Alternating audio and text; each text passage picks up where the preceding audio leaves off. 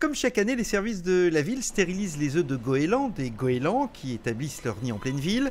Il s'agit de limiter les nuisances et à plus long terme de décourager les animaux qui viennent nicher en milieu urbain. Tout se fait dans un cadre très précis, régi par des textes.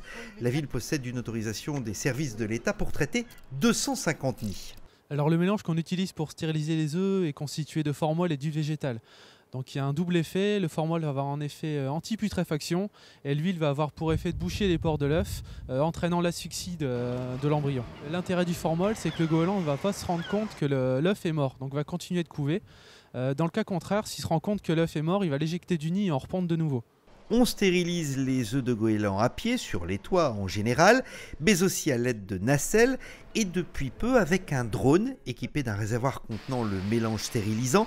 Le drone est un outil particulièrement efficace puisque très souvent les nids sont inaccessibles. Nous avons travaillé avec l'Université de Littoral pour concevoir un drone pour la stérilisation de nids de goélands pour la ville de Calais. C'est un nouveau matériel qui est arrivé cette année et il est opérationnel dès aujourd'hui pour stériliser les nids de goélands sur les toitures des habitants. Cela fait maintenant 4 ans que la ville a entamé ses campagnes de stérilisation qui montrent leurs effets. Par exemple, dans le secteur de la place d'Armes, la présence de nids a baissé de 40%. La campagne annuelle s'arrête avec l'éclosion des œufs. Le goéland argenté est une espèce protégée.